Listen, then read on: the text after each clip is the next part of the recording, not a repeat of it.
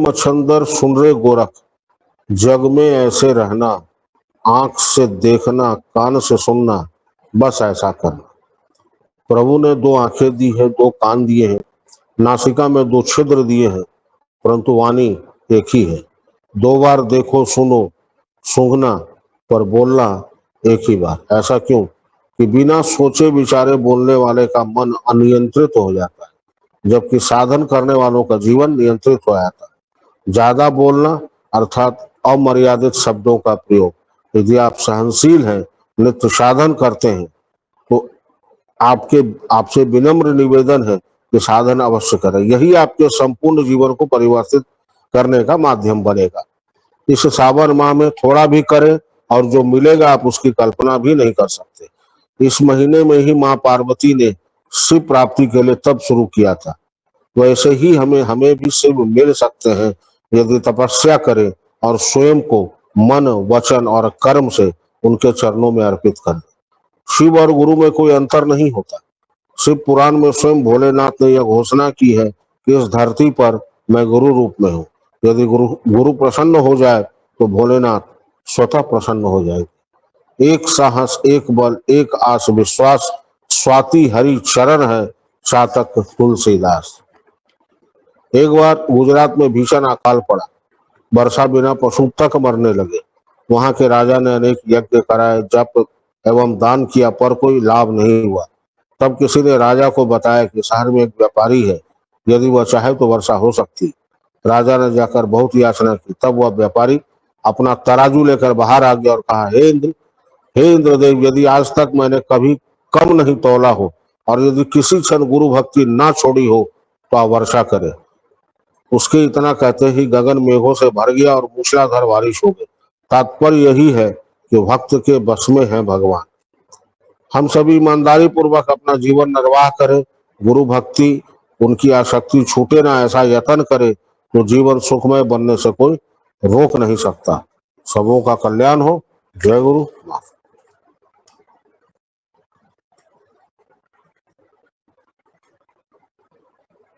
जीवन में आज के इस भौतिक युग में अगर देखा जाए, सुविधा संपन्न सब, डिग्री सबके पास, ज्ञान बहुत कम के पास। डिग्री और ज्ञान में अंतर। कागज की डिग्री ने आपको बता दिया कि आप इस कोर्स से आप एक पर्टिकुलर विशेष किताब पढ़ के आपने उसकी डिग्री ले ली, लेकिन उसके अलावा ज्ञान बहुत है। और ज्ञान नहीं होने का, ज्ञान नहीं होने से सबसे बड़ा दोष ये होता है कि डिग्री अहंकार बढ़ा देता है, ज्ञान विनम्रता लाता है। यदि हमको विनम्र बनना है तो पूजा पाठ जप दान तो है ही, ये तो शाश्वत है, सबसे युगों युगों से है और युगों युगों तक रहेगा। लेकिन व्यवहारिकता में अपने को डालना पड़ेगा। हम चाहते हैं कि मेरे बच्चे सहिष्णु बने, अच्छे बने, तो हमको वो काम खुद से करना पड़े। हो सकता है देखते देखते उसके अंदर ये बात आ जाए, और आती भी है, ऐसा देखा गया कि आती भी है। ज्ञान जो है आदमी को आदमी बनाता है, डिग्री आदमी को मशीन बनाता है। अब बनना क्या है ये अपने हाथ में है। युग भौतिक है तो कुछ ना कुछ प्रभाव तो सबके ऊपर होता है। मित्र मंडली जितनी बड़ी हुई है, परिवार से कनेक्शन छोटा है। फॉलोवर्स बढ़ गए हैं, हम किसी को फॉलो नहीं करते। जहां जाना चाहिए वहां नहीं जाके कहीं और जा, मन भाग रहा है। तो मन को साधने का उपाय क्या है? हर व्यक्ति को साध क्रिया योगी नहीं है, लेकिन वो कुछ पूजा पाठ करे, थोड़ा देर बैठे, ध्यान करे, नहीं कम से कम तो हनुमान चालीसा ही दिन में पढ़े और निरंतर करे, तो उसका मन बदलेगा। क्योंकि हनुमान चालीसा हो या दुर्गा चालीसा हो या और कोई स्थिति हो, इसको जिसने लिखा है वो पूरे भक्ति योग में उतर कर लिखा है, इसलिए भाव तो वहां है ही। भाव शून्य जो हो रहे हैं वो हमारे अंदर अभाव का,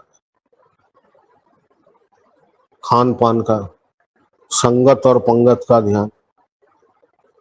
व्हाइट फूड ऐसा भी डॉक्टर कहता है नहीं खाना चाहिए, हल्दी नहीं होता तो व्हाइट फूड है, उनसे थोड़ा बचना पड़े। चीजें बहुत छोटी हैं, देखा जाए तो बहुत मुश्किल भी नहीं है करना। बहुत घरों में तो रामायण होता भी नहीं, भागवत होता भी नहीं है। कुछ न करे लोग, एक फूल चढ़ा के रोज प्रणाम भी करेगा तो उसके अंदर धीरे धीरे परिवर्तन आने लगेगा। अब पढ़ेगा तो परिवर्तन तो आएगा ही आएगा।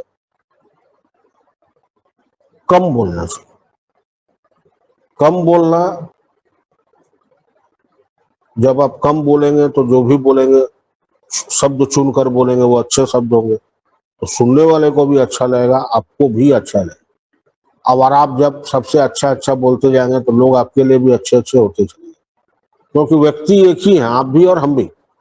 मेरे अंदर अच्छा भी है बुरा भी है, जिसको नजर जैसी है वही दिख रहा है। तो हम किसी को बुरे लग रहे हैं तो मेरी गलती नहीं है, उसकी गलती। कम से कम हम तो अच्छे बन जाए। और रही बात आलोचना की, तो आलोचना भी उसी का होता है जिसके अंदर कुछ होता है। जिसके अंदर कुछ नहीं होगा उसकी आलोचना ही नहीं होगी। साधन करना चाहिए, ये बात सही है, लेकिन साधन को पुष्ट करने के भी कुछ उपाय हैं जिससे साधन और मजबूत हो सकता है। जब किसी से मिले तो थोड़ा भगवत चर्चा करें, यदि वो करने लायक व्यक्ति है, क्योंकि भगवत चर्चा भी सबके साथ नहीं करना। अगर वो प्रेमी है, थोड़ा वो किसी भी माध्यम से धर्म कर्म कर रहा है, उसके साथ भगवत चर्चा कीजिए, अच्छी बातें कीजिए। किसी देशभक्त का, किसी साधु का जीवन का चर्चा कीजिए। ये भी आपको विचार को पुष्ट करने में मदद करता है। और बिगाड़ने का यंत्र तो आजकल हर हाथ में आ गया है। मोबाइल जिसका नाम है, परम पवित्र है, श्मशान से आने के बाद भी सीधा पूजा रूम में घुस जाता है, कोई पवित्रता का मंत्र नहीं है इसके। तो थोड़ा सा तो इससे डिटैच होना पड़ेगा। यूज कीजिए, अच्छा उपयोग भी है, जहाँ जितना जरूरत है उतना। अब आप, मेरी जरूरत क्या, आपकी जरूरत क्या, दोनों अंतर है, तो वो हम लोग को तय करना पड़ेगा। बाकी तो सब बात कहा जा रहा है, कहा जा चुका है। बस यही है कि संग नहीं छूटे, मन को इतना संकल्पित बनाए कि विकल्प की तरफ जाए ही ना वो। क्योंकि जहां वो विकल्प की तरफ जाएगा, वो विकल्प को चुन लेगा, संकल्प से चुन लेगा। इसलिए अगर करना है तो करना है, होगा क्या नहीं मालूम, मालिक बोले हैं तो करना है, चलना है तो चलना है, बहस किस बात की। और मेरे आपके करने से कोई काम नहीं होता, तभी है जब मालिक चाहता है। इसलिए कोई काम नहीं हो रहा तो घबराइए नहीं, मालिक को छोड़ दीजिए, उचित प्रयास करते रहिए, जिस दिन समय आएगा हो जाए।